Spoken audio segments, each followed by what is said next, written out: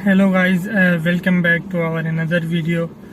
तो ये जो आज का वीडियो है, क्योंकि अभी विंटर शुरू हुआ है और दिसंबर चल रहा है, तो काफ़ी सारे स्टूडेंट्स हैं जो कि मतलब नई एडमिशन लेना चाहते हैं या अभी मतलब उनका सेकेंड ईयर क्लियर हुआ है, यहाँ पर आना चाहते हैं यूक्रेन में। तो उनका सबसे पहले यही सवाल होता है, यही क्वेश्चन होता है कि हम जो है अभी किस तरह से आ सकते हैं, मतलब कौन से कोर्सेज में अभी एडमिशन चल रही हैं, कौन से कोर्सेज में नहीं है। ख़ास तौर पर जो कि एमबीबीएस के स्टूडेंट है, वो जो है अभी जिन्होंने क्लियर किया है वो यहाँ पर एमबीबीएस में डायरेक्ट एडमिशन ले सकते हैं, नहीं ले सकते हैं।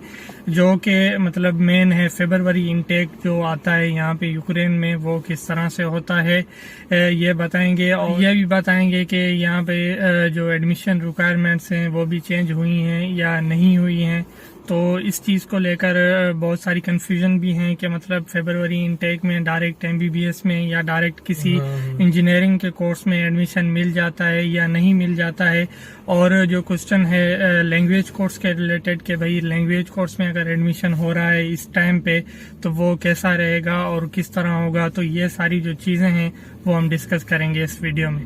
तो सबसे जो पहली चीज़ है फरवरी इनटेक को लेकर वो ये है कि यूक्रेन में ऑफिशियली फरवरी का इनटेक नहीं होता।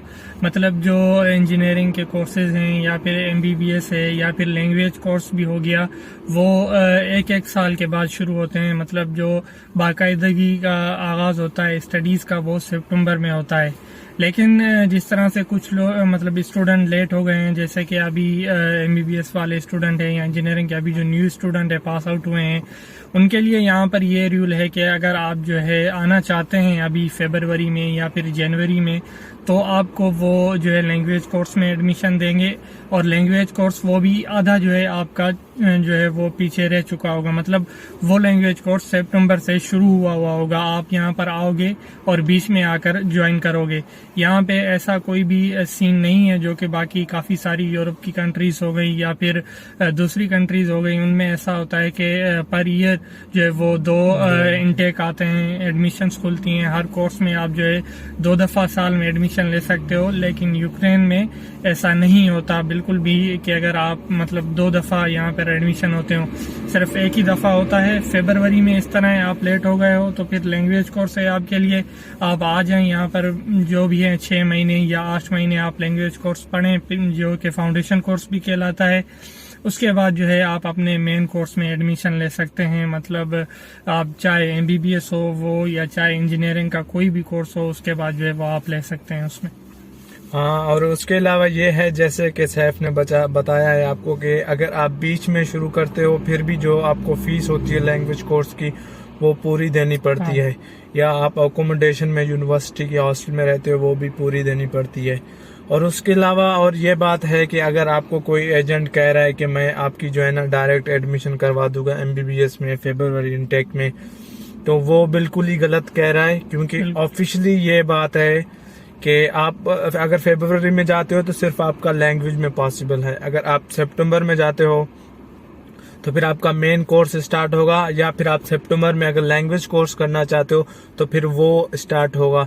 तो अगर आपको कोई एजेंट कह रहा है एमबीबीएस के किसी भी यूनिवर्सिटी में, यूक्रेन में, कीव में, लिविव में, ओडेसा, जिधर भी आपको कह रहा है कि मैं आपका करवा दूंगा, तो हमारी ये सजेशन होगी कि आप जो है उस यूनिवर्सिटी से कांटेक्ट करें कि मैं किसी एजेंट के थ्रू अप्लाई कर रहा हूँ, या बोले कि मैं खुद अप्लाई कर रहा हूँ, तो क्या मेरा मेन कोर्स में एडमिशन पॉसिबल है या नहीं है। क्योंकि एजेंट ऐसे करते हैं, आपसे पैसे ले लेते हैं, फिर बहाने बनाते हैं कि मेन कोर्स में नहीं हो सका, उन लोगों ने बोला कि तुम्हारी परसेंटेज कम है, तुम लैंग्वेज कोर्स करो, ब्ला ब्ला ब्ला। तो बहुत से जो है ना आपको एक्सक्यूजेस देते हैं और at the end of the day आपका जो है ना वो लैंग्वेज कोर्स में करवाते हैं। और उसके बाद एक इम्पॉर्टेंट चीज़ जो कि क्वेश्चन लड़कों ने पूछे भी थे हमसे कि अगर हम जो है अभी लैंग्वेज कोर्स पर यहाँ पर आ जाते हैं तो हमारा जो टीआरपी कार्ड बनेगा, जो टेम्परेरी रेजिडेंस वाला बनता है, वो कितने अरसे का बनेगा। तो भाई जो लैंग्वेज कोर्स है वो 1 ईयर का होता है, 1 साल का होता है। तो आपका टीआरपी भी उतनी ही ड्यूरेशन तक बनेगा जब तक आपका जो है वो लैंग्वेज कोर्स होता है। लेकिन उसके बाद जो दोबारा अगर आपका टीआरसी बनेगा तो उसके लिए आपको जो है एग्जिट की जरूरत नहीं पड़ती, आप यहीं पे ही रहोगे और यहीं पे ही जाके जो है वो रिन्यू करवाओगे, आपको मतलब वापस कंट्री जाने की जरूरत नहीं पड़ेगी। अगर उसी यूनिवर्सिटी में आपका जो है आपकी विलिंग है कि मैं सेम यूनिवर्सिटी में मतलब पढ़ूंगा, आगे कोर्स करूंगा, तो वो आपको दे देंगे डॉक्यूमेंट सारे प्रिपेयर करके।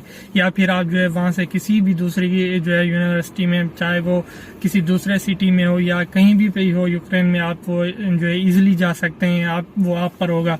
लेकिन आपको मतलब एग्जिट वगैरह की जरूरत नहीं पड़ती, सिर्फ यूनिवर्सिटी में एडमिशन लेना होता है, वो आपको जो है डॉक्यूमेंट प्रिपेयर करके देते हैं। उसके बाद जो है आप इमिग्रेशन के ऑफिस जाते हो और आपको वो जो है एक्सटेंड करके देते हैं नए कोर्स पर। आपका जो है टीआरपी वो जो है फिर 4 साल के लिए होता है, जितना आपका कोर्स का ड्यूरेशन होगा वो फिर उतने की जो है वो बना के देंगे टीआरसी। हाँ, और उसके अलावा जो इनका एडमिशन रिक्वायरमेंट्स हैं उनमें जो है कोई इन लोगों ने चेंजेस नहीं किए हैं, वो सेम ही हैं जो कि प्रीवियस ईयर थे या जो मतलब सालों से आ रहे हैं इन लोग।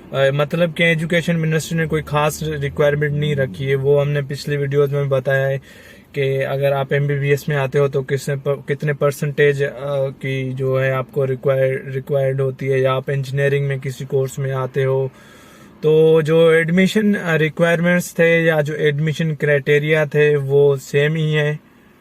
तो उसके बाद आते हैं लैंग्वेज कोर्स पर कि लैंग्वेज कोर्स होता क्या है और इसमें मतलब कौन कौन से सब्जेक्ट्स पढ़ाते हैं या फिर मतलब किस तरह का तरीक़ेकार होता है। तो लैंग्वेज कोर्स में ये होता है कि मतलब ये एक प्रिपरेटरी ईयर है आपका, फाउंडेशन या इसे कह दो।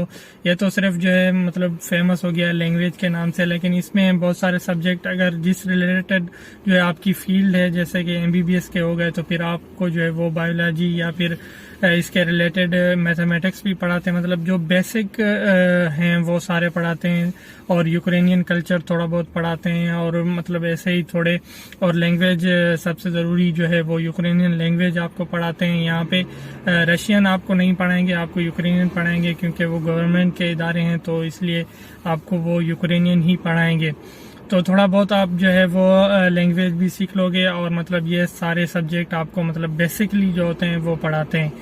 और लैंग्वेज कोर्स का अगर हम बोलें कि फ़ायदा है या नहीं है, तो बेसिकली अगर देखा जाए तो लैंग्वेज कोर्स का फ़ायदा है यहाँ पर, क्योंकि यहाँ पर बहुत सारा लैंग्वेज बैरियर है। अगर आप जो है फाउंडेशन कोर्स पर आते हो, मतलब आपको 6-7 महीने या 8 महीने यहाँ पर जो है वो ज़्यादा एक टाइम मिल जाएगा, उसमें आप काफ़ी सारी चीज़ें यहाँ की सीख सकते हो, तकरीबन मतलब थोड़ी बहुत लैंग्वेज भी सीख सकते हो। उसके बाद जो है आप यहाँ का रहना कहना सब कुछ जो है वो ईजिली मैनेज कर सकते हो, ताकि आप जब मेन कोर्स अपना शुरू करोगे, चाहे एमबीबीएस का हो या इंजीनियरिंग का हो, तो तब तक आप जो है यहाँ पर वेल सेटल्ड होंगे। मतलब आपको सारी चीज़ों का पता होगा, किसी चीज़ की जो है वो आपको परेशानी नहीं होगी।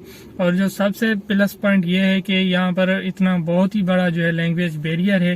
अगर आप लैंग्वेज पढ़ते हैं मतलब 3-4 महीने या फिर बातें करते हैं यहाँ पर आकर लोगों से, तो ये आपको बहुत ही बड़ा फ़ायदा होगा कि आप जो है थोड़ी बहुत लैंग्वेज आपको सीखने को मिल जाएगी यहाँ पे।